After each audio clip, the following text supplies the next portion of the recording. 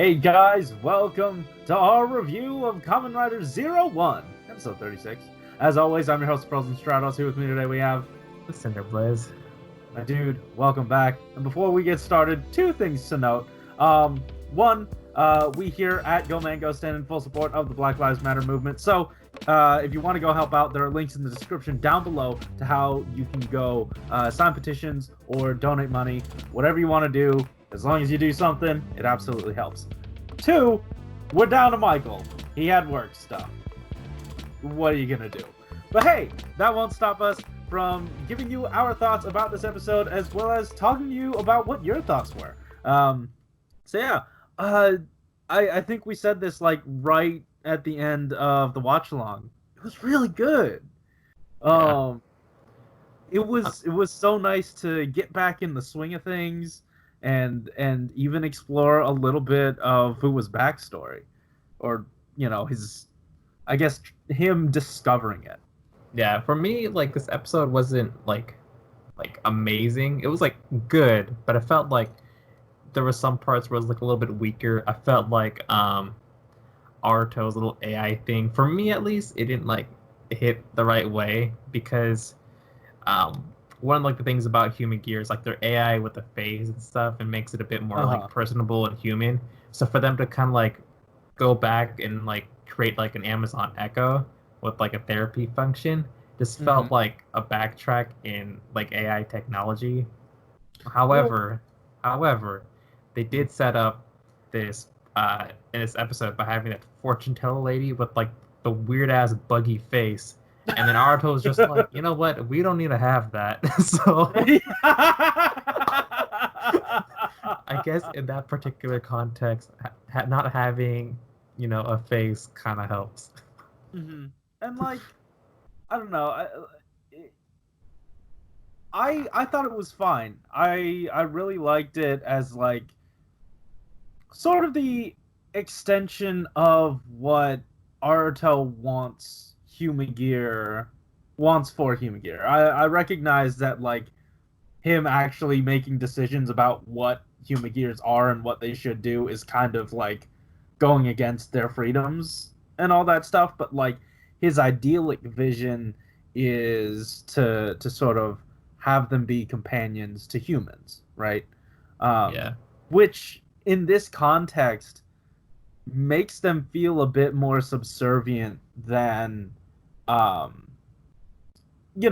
when they have their own bodies and have their own agency. So you're running into a very different I don't know, it's more that he's advocating for AI now as opposed to human gear as well.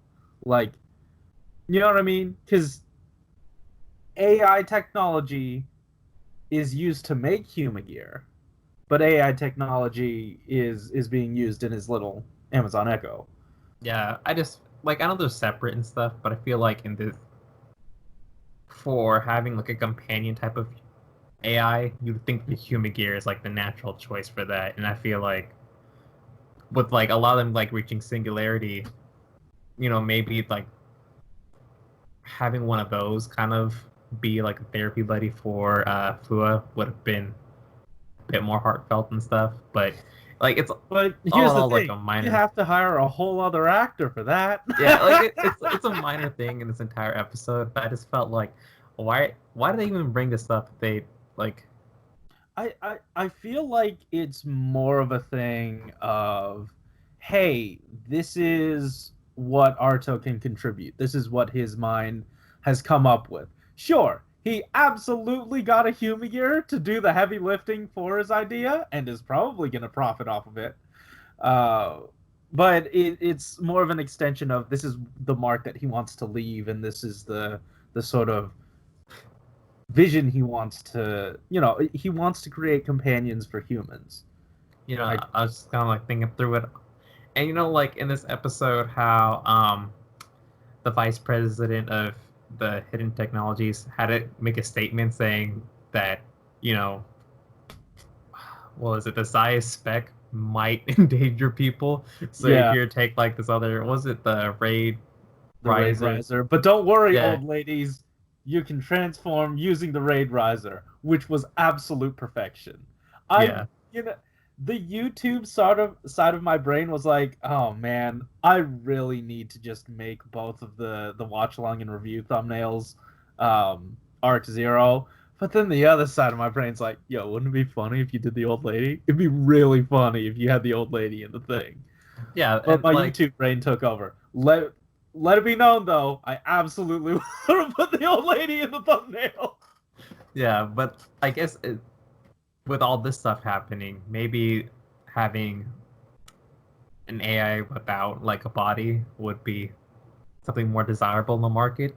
Maybe Arto is a Possibly, little bit yeah. smarter than we thought. Is actually just kind of like sitting on like the Tamagotchi of his universe. um, and also it's more compatible. I assume it takes less parts. Yeah, but Way better they for had like hidden entire human manufacturing. gear, that entire human gear body just kind of like chilling there. Like you would think that they would use it for something like this, but I Well, guess it no, I was mean they did as someone to make it for him. Also, you have yeah. one prototype, sir. You're just gonna let Fua have it and let him just give it to anyone? Okay. Speaking of which, Yaiba, forgot she existed in this show. I know, like Like, it's man, they do not do a good job at pretending they care about using her as a character. She gets abused so many times, like, oh shoot, okay, this was our plan from the beginning.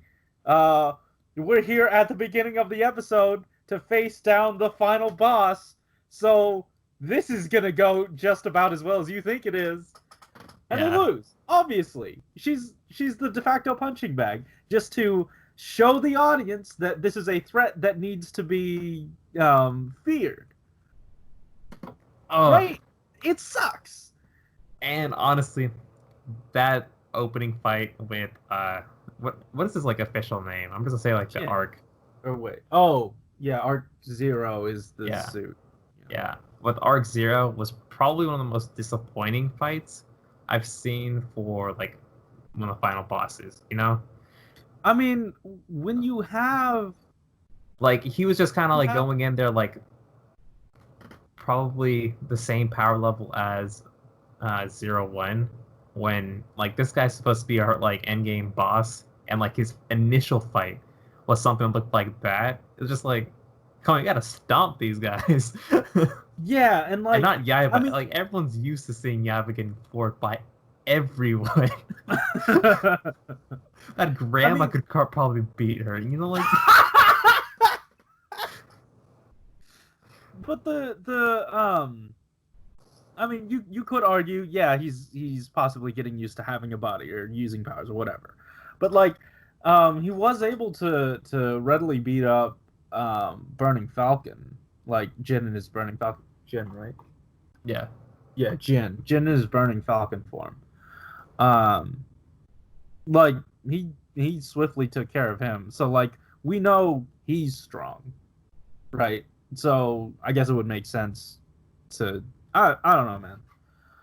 Yeah. Um, but yeah, like they continue to use Yaiba, and it happens basically throughout the show, like to use her as like, hey, this is a threat because she got beat, so you have to beat him, which is an unfortunate place for her character to be put in.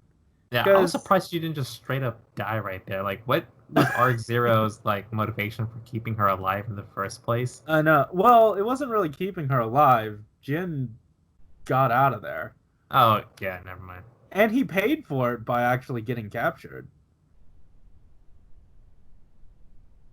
Did he? Because he Oh, he yeah, went back. He returned. He said, "Oh yeah, he's definitely coming back to fight us." Um, yeah, which I that was a really neat bait and switch toward the end of the episode. Um, and that fight was pretty good. Like you saw Jin, and he definitely, could have pulled out like his slash riser or something, just to maybe fight back and help out 01. but you saw on his face he was too afraid. He did not want to fight him. Yeah, I think like the human gears especially, and like I think even Fua had like does the chip in his head still like play a factor in all this? Because like when he was going in his like CGI form and kind of like I don't morphing, know. I don't know. Yeah. Well, I think it was interesting to finally get the payoff of, oh yeah, it was kind of like a, oh okay, this is why sort of payoff that like Jin's not evil. He just had a plan to beat up Arc Zero with Yaiba as a team, and that's why he was working with them. I mean I think we all knew that from the beginning. Like I mean, we knew there was going to be a reversal. We just didn't know to what capacity. yeah, when and how, and The execution was not the best. yeah, and I think for was it Arc Zero? Kind of like his creation was also a little bit like lackluster. Like the way they just kind of Yeah. like just stood in the room and just like bah, and just kind of like made him. I was like, can we just like set this up? I know we have like the quarantine and stuff, so like maybe kind of affected things, but this is something that I think was gonna happen regardless. And for something as like threatening as the arc, I wish it was kind of like put in a better scene, not in someone's basement or something. I mean, it was in, the basement with the butt in it. So like I don't know, like their area is really just a rundown basement. Yeah, I but don't want to like keep using basement, but that's a really good warehouse, like a really rundown warehouse. Of course, it's gonna look like that. yeah, but like why not resurrect him where the arc actually is? Because that set looks pretty nice, and Like like going underwater and yeah, pulling out the CG budget. I don't think so, man. They probably had to bring these. They had probably had to bring all these files on their laptops or something and work on them at home. That's not gonna work.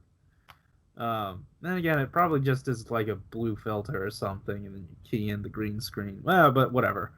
or It not does. like just like underwater, but like like that set with all the gravel and stuff, where it's a little bit more well lit, and they have a bit more room to do something a bit more theatric instead of being Yeah, they cramped could have there. been. I guess they could have been outside, like near the water, and then have the polygon just fly toward them. Yeah, I don't know. But yeah, I mean, the more we talk about it, the more I'm like not as into it. But the fight at the end really hit a high point with me. Just because, and once again, I think I said this at the end of the 35.5 watch along, or the 35.5 review. But I really love it when the power scaling is so tilted in one person's favor that they just sort of walk through the other guy's attacks, and that's always fun to see. Um, Another high point was 01 or Arto just hanging out with Fua and trying to be his friend. That coming right off of Fua's backstory, or at least like him meeting his parents and his family. Um, and like understanding that, yeah, it would be, of course, he'd be sort of uh, hesitant to reappear in their lives, especially since there's a danger there still, and he probably doesn't want to like put them in danger either. And it was really nice that Fu was getting some sort of positivity with him because it's been pretty dark for that guy. I mean it's still like not the best episode for him feeling wise because like he's getting possessed and he's just kind of like doing his traditional Fuwa acting of just being in crippling pain. That's a joy to see every single time. But that only Like, happened at the end. Like during the episode, you got some really wholesome moments, like with the rest of the crew, with his family, and even I like his scene with the Echo really got me. Like, that was a really good scene. Yeah. I don't know. It sold me on the concept. Yo, how about Arc Zero's shoes? You always want to talk about those sneakers, man. Why are they so big? Nobody knows. Even from the drone shot, they were visible. Okay, Um, yeah. Comments? Yeah, let's go right into them. All right, let's head on into the comments. We've got three. First up from Double the Unknown saying, so I guess the person Jin was talking to last week was just Yua. That's good. Still, the other mystery surrounding Jin's creation and revival still stand, and so will my prediction. It was a great debut for Arc Zero, but I'm worried he'll end up like Kronos or Evil and become a bland punching bag for the eventual final form. The VP of Hidden actually got characterization and might be more relevant for the next few episodes. Also, if Ai's voice sounds familiar, it's because it was voiced by Mao, Luca Milfi. So that's cool. Mao Ichimichi, I think, was her name. And then she just shortened it to Mao. That's cool. Let's see. Yeah, I mean, the characterization for the VP, I thought, I really think that that's a long time coming, and I guess it's been a while since I I want to say that potentially he at least sort of showed up before the break, maybe in like 35. I don't remember, but like maybe there's an arc or character progression that we just sort of dropped during the hiatus, and then also the clip shows that maybe we missed out on. But I feel like he's been coming around more recently because he I, has been opposing him, or at least laughing at Thousa when he's failing. Um, but it's nice to see he still has ties with Naruto and Akanshis. I mean, I think he always had that, like, really early on in the series. Like, despite him, like, being set up as an antagonistic force, he does try to help Naruto do He his does, job. and Yeah. like he I like him more than I don't, and I feel like I like him more than I should, because he's better than I thought he'd be. Yeah. Uh, and it reminds me of just 35.5 at all. I don't think we needed to watch it. Genuinely. Like, maybe not. I don't know, man. I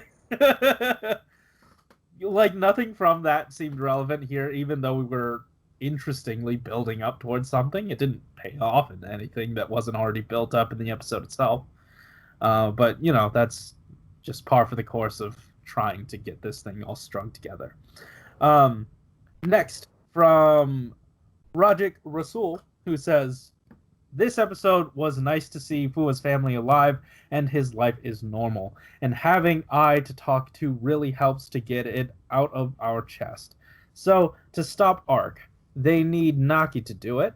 It's a nice concept where the Arc itself is a driver itself to control human gear, and Guy, you're not thinking straight. Selling raid risers to civilians is wrong, and it might bite you back. Congrats on your 1,000+ videos, Go Mango. Did we? Holy crap. Did we do that? This Oh, stuff for a while, I guess. I guess so. I'll have to check that. We're at 1,000? Oh my god. How many videos have we polluted YouTube with? Wow. I didn't know that. Thank you. But yeah, like you were saying, great to see the family, great to see everything. I I feel like we've had the I guess weapons discussion before, and should we be giving rider like materials to civilians? And it's like, this has kind of been overdone, and I don't know that this is necessarily the place for it, but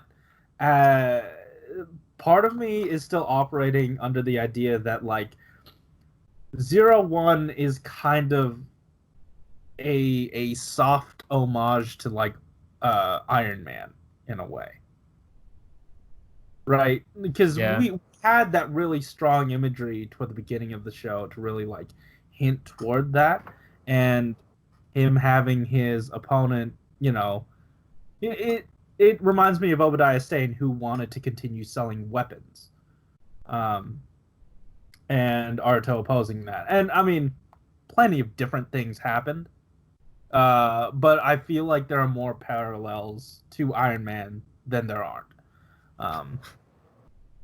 So yeah.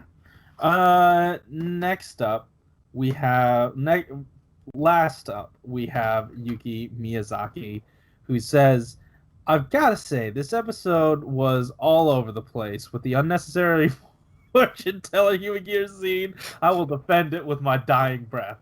I get what they're going for, but it's still better without it, regardless just using the friend AI to talk with Fu about his family is enough.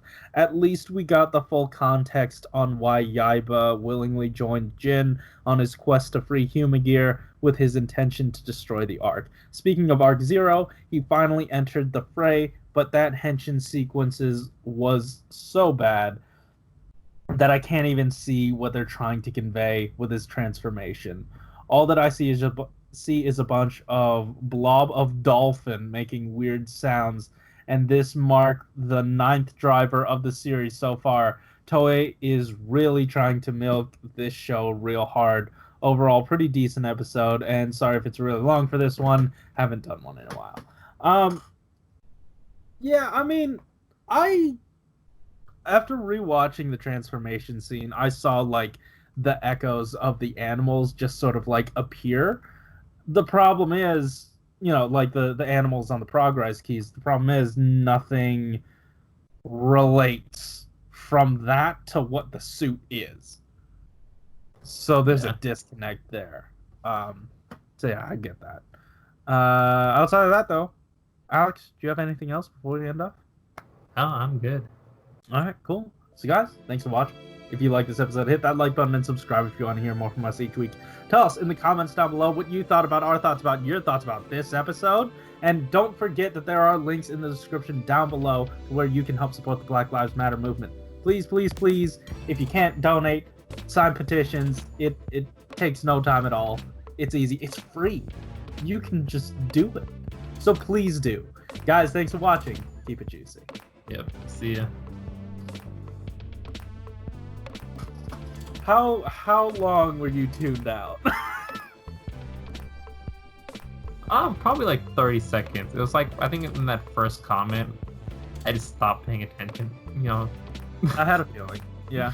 That makes sense.